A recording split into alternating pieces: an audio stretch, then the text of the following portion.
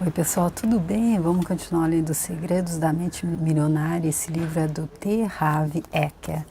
Ele traz a experiência dele próprio, que saiu de uma situação de escassez para uma situação de se tornar um milionário, para nos mostrar como é que a gente muda a nossa mente. Ele diz que a mente do milionário, ela funciona diferente da mente daquele que ainda está vivendo na escassez, na falta. E ele traz isso contando como foi que ele descobriu isso na prática. Eu acho isso super interessante. E né, no vídeo anterior ele estava fazendo ali uma ligação, um link entre o medo e segurança. Ele disse que nos seminários dele ele pergunta quantos de vocês a principal motivação para o sucesso é o medo. E ele disse que muita gente não levanta a mão.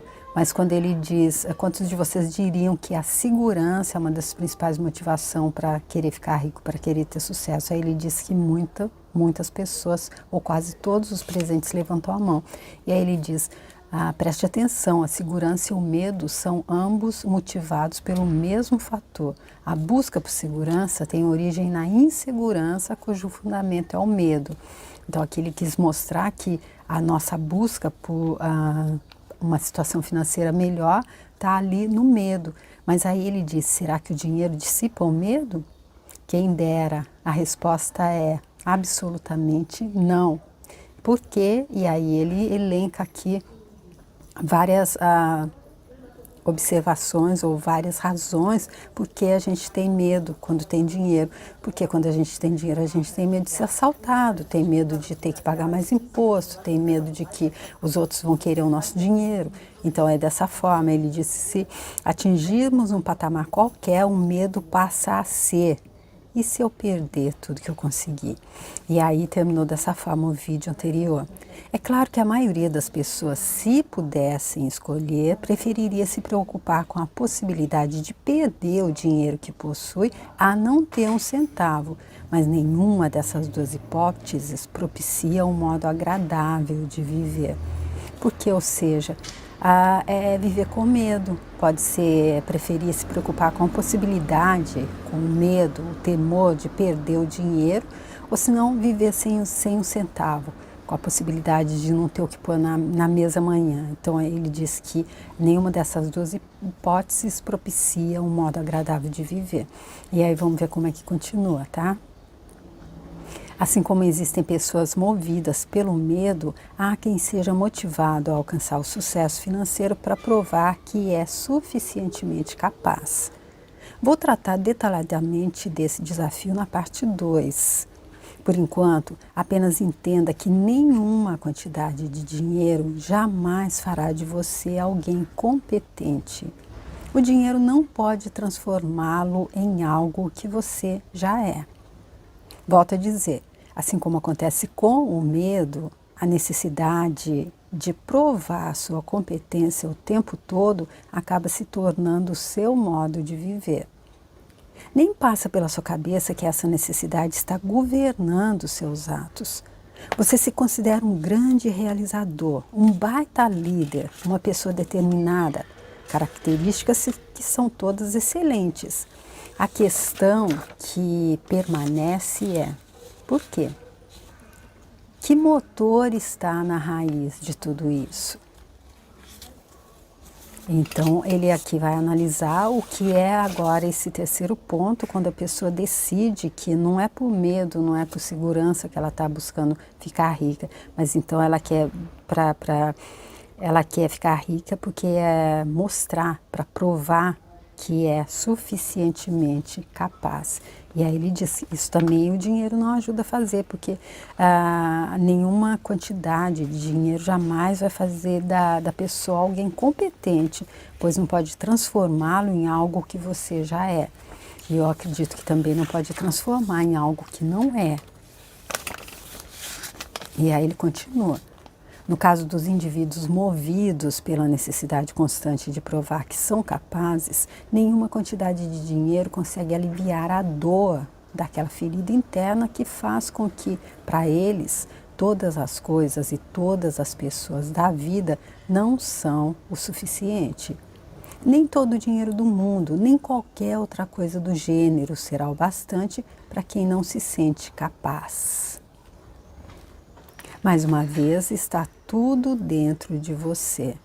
Lembre-se, o seu mundo interior reflete o seu mundo exterior.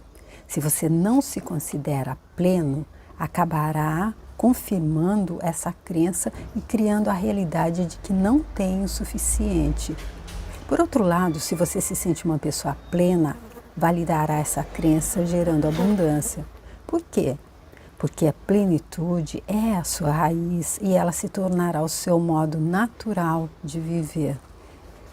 Mais uma vez ele trazendo, ele já falou sobre isso anteriormente, que tudo que a gente quiser mudar do lado de fora tem que ser mudado do lado de dentro. Então, se a gente, nada é suficiente para a gente, ele diz aqui no caso de indivíduos movidos pela necessidade constante de provar que são capazes, então nada satisfaz, nem todas as coisas, as pessoas na vida deles, nem todo o dinheiro do mundo satisfaz, porque eles precisam, eles são motivados para mostrar que são capazes. E por quê? Porque eles não têm essa plenitude, eles sentem que não tem isso dentro deles, porque a plenitude é a nossa raiz e ela se tornará o nosso modo natural de viver, mas desde que a gente sinta e crie a realidade de que a gente é suficiente, de que a gente é capaz. Desvinculando a sua motivação para ganhar dinheiro da raiva, do medo e da necessidade de autoafirmação, você poderá estabelecer novas associações para prosperar financeiramente por meio do propósito, da contribuição e da alegria. Assim, nunca terá que se livrar do dinheiro para ser feliz. Então ele tira aqui aquelas três outros motivos ali para a gente ganhar dinheiro. Então a gente se desvincula da raiva, do medo e da necessidade de autoafirmação e a gente substitui isso, coloca no lugar então o propósito, a contribuição e a alegria. No livro A Ciência de Ficar Rico, ele diz, o autor diz que a gente tem que ter a imagem mental do que a gente deseja, mas ter um propósito por trás disso. Não pode ser uma coisa só, ter dinheiro por ter dinheiro. A gente tem que ter um propósito, o que é que a gente vai se tornar. E por isso que ele diz que não adianta se a gente ficar rico pela competição, passando por cima de tudo e todos, nunca a gente vai ter dinheiro. E se a gente ficar rico se abrindo para inspiração divina, através da criatividade, aí sim, porque a gente enriquece e inspira o outro a fazer o mesmo. Ser rebelde ou ser o oposto dos seus pais na área financeira nem sempre é um problema. Ao contrário, se você é um rebelde, geralmente o caso do segundo filho, e a sua família tem hábitos negativos no que diz respeito ao dinheiro, é muito bem pensar e agir de forma oposta a ela nessa questão. Por outro lado, se seus pais são bem-sucedidos e você está se voltando contra eles, pode estar a caminho de enfrentar sérias dificuldades financeiras.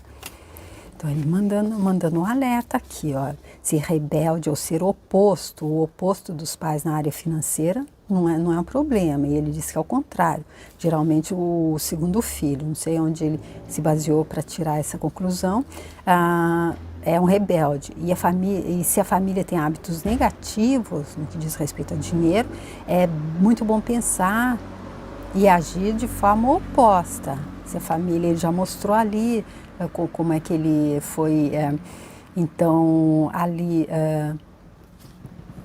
ouvindo o pai dele dizendo coisas negativas, como é que isso afetou a vida dele negativamente na questão financeira.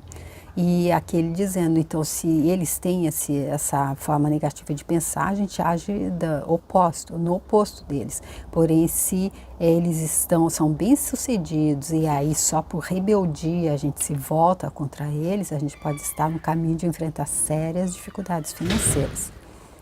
Em qualquer dos casos, o importante é reconhecer como o seu modo de ser se relaciona com um dos seus pais ou com ambos em matéria de dinheiro. Passos para a mudança. Exemplo: conscientização. Pense no modo de ser e nos hábitos dos seus pais em relação à riqueza e ao dinheiro. Liste por escrito em que aspectos você se considera igual a cada um deles ou o oposto deles. Depois, o segundo passo é o entendimento. Escreva sobre o efeito que esse exemplo vem causando na sua vida financeira. Depois vem a dissociação. Você compreende que esse modo de ser é apenas o seu aprendizado passado e não quem você é? Consegue perceber que tem a opção de ser diferente agora? O exemplo que tive a respeito do dinheiro era o modo de agir dos meus pais. A minha maneira de fazer as coisas nessa área sou eu que escolho. Agora diga: eu tenho uma mente milionária. Então, aqui ele passando novamente ali o passo a passo que ele já passou nas páginas anteriores. A gente deve primeiro se conscientizar de que a gente tem alguma coisa, alguma crença ali que a gente pegou de algum lugar que está ali por trás dessa nossa falta de conseguir sucesso. A gente escreve isso, todos os aspectos, e coloca o que a gente considera. Se você se considera igual ou a cada um deles, aqui no caso dos nossos pais, ou o oposto, de um ou de cada um deles. Depois a gente tem que ter um entendimento e escrever o efeito que esse exemplo vem causando na nossa vida financeira. A gente compreendeu o que é porque a gente está espelhando um dos nossos pais ou ambos e a gente compreende isso, então a gente escreve o efeito que isso está causando. E depois a gente se desassocia, ou seja, ele pergunta: você compreende que esse modo de ser é apenas o aprendizado passado e não quem você é? Então, quando a gente entende, não, isso não sou eu, aí a gente consegue perceber que tem a opção de ser diferente. E aí a gente conclui, então, dizendo: eu tenho uma mente milionária. A terceira influência, episódios específicos. A terceira forma básica de condicionamento são os episódios específicos. Que experiências com dinheiro, riqueza e pessoas você teve quando criança? Elas são extremamente importantes porque moldaram as crenças, ou melhor, as ilusões que hoje governam sua vida. E aí ele fala aqui daqueles episódios específicos e pede para a gente voltar ali na nossa memória e buscar que experiências com dinheiro, riqueza e pessoas a gente teve quando criança. Já falou um pouco sobre isso também nos vídeos anteriores. E aí ele continua. Vou dar um exemplo. Josi, uma enfermeira da sala de cirurgia, foi ao seminário intensivo da mente milionária. Os rendimentos dela eram excelentes, mas ela sempre gastava tudo. Quando cavamos um pouco mais fundo, ela falou de um episódio que vivera aos 11 anos. Estava com os pais e a irmã num restaurante chinês. A mãe e o pai começaram mais uma das brigas por causa de dinheiro. De pé, o pai gritava e esmurrava a mesa com o punho quando ficou vermelho, depois azul e caiu no chão, vítima de um ataque cardíaco. Josi era da equipe de natação da escola e tinha feito treinamento de ressuscitação cardiopulmonar. Tentou de tudo, mas não adiantou. O pai morreu nos braços dela. Nossa, que história forte, então, aqui para Josi, né, aqui do seminário dele. Desse dia em diante, a mente dela passou a associar o dinheiro à dor. Não admira que, quando adulta, Josi tenha passado a se livrar subconscientemente de todo o dinheiro que ganhava, na tentativa de dar um fim à dor. Outro dado interessante é o fato de ela ter se tornado enfermeira, porque talvez ainda estivesse tentando salvar o pai. Então, olha lá, um fato específico e super forte aqui na vida dessa participante de um seminário dele, que eles estavam ali brigando porque o pai dela morreu ali nos braços dela. Ela tinha algum entendimento ali, porque ela fazia parte da equipe de natação da escola e tinha feito o treinamento de ressuscitação cardiopulmonar, mas não foi possível, apesar dela ter feito todas as tentativas, usado todo o conhecimento que ela tinha, ela não conseguiu, ele morreu nos braços dela. E foi a causa da morte. Ele teve um ataque fulminante. Por quê? porque ele ficou muito nervoso, muito estressado por causa de uma briga sobre dinheiro. E aí ela associou, dinheiro traz dor, então nunca vou querer ter dinheiro. Aquela crença inconsciente que está ali embaixo, fazendo com que ela se auto-sabote, e ainda que ela ganhe dinheiro, ela dispensa logo, ela descarta logo, ela nunca vai ter dinheiro, vai ter se bem-sucedida financeiramente. E aí, além disso, ela ainda se tornou enfermeira. Por quê? Porque ela acredita que ainda pode salvar o pai dela, ainda está tentando salvar o pai. No curso, nós a ajudamos a identificar e revisar o antigo modelo de dinheiro dela. Hoje ela está a caminho de se tornar financeiramente independente e não é mais uma enfermeira. Não que não gostasse do trabalho, o problema é que estava nessa profissão pelo motivo errado. Hoje, Josi trabalha com planejamento financeiro personalizado, ajudando as pessoas a entender como a programação passada governa todos os aspectos da vida financeira da pessoa. E aqui eu me lembro da frase do Andrew Carnegie, o mentor do Napoleão Hill, quando ele diz que há uma semente de êxito em toda a diversidade, que tudo que a gente, não existe nada absoluto nessa realidade. Então tá certo, aconteceu uma coisa terrível, o pai dela morreu, mas olha, qual foi a semente de êxito? Ela conseguiu agora então ser uma profissional que vai ajudar os outros, ela detectou nela, ela foi, como o próprio autor do livro está contando o que aconteceu com ele.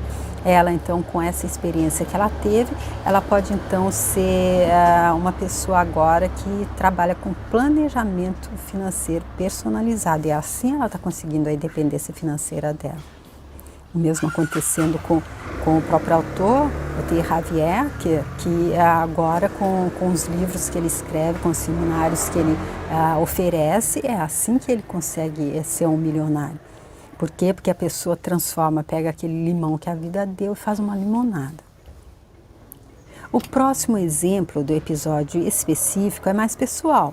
Quando minha mulher tinha 8 anos de idade, toda vez que ela ouvia a buzina do caminhão de sorvete na rua, corria até a mãe para pedir uma moedinha. E ouvia a seguinte resposta: "Sinto muito, querida, não tenho, peça ao seu pai."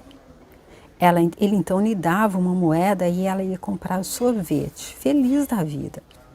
Toda semana essa história se repetia. O que foi então que a minha mulher aprendeu a respeito de dinheiro? Primeiro, que são os homens que têm dinheiro. E o que você acha que ela esperava de mim quando nos casamos? Exatamente, que eu lhe desse dinheiro. Só que agora ela não pedia mais moedinhas, já era uma mulher formada.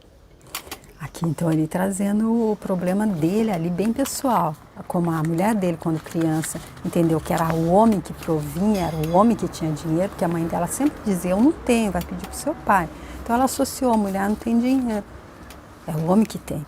Agora então sobrou para ele, porque agora ela quer que ele lhe dê dinheiro a ela, e só que agora não é mais moedinha para comprar o sorvete, pois ela já é uma mulher formada. Segundo, ela aprendeu que mulher não tem dinheiro.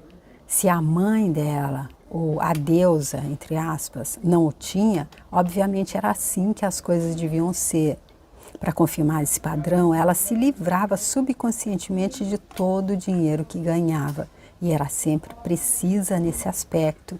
Se eu lhe desse $100, ela gastava 100. Se desse 200, gastava 200. Se lhe desse 500, gastava 500. Foi quando ela fez um dos meus cursos e aprendeu tudo sobre a arte da alavancagem financeira. Eu lhe dava 2.000 e ela gastava 10.000. Tentei explicar. Não, meu amor. Com alavancagem, quero dizer que nós deveríamos receber 10.000 e não gastá-los. Por alguma razão, esse conceito não se fixava na mente dela.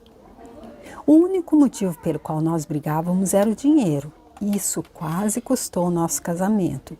O que não sabíamos era que dávamos significados inteiramente diferentes a ele. Para minha mulher, dinheiro correspondia a prazer imediato, como saborear um sorvete. Eu, por outro lado, cresci com a crença de que ele deveria ser acumulado para proporcionar liberdade.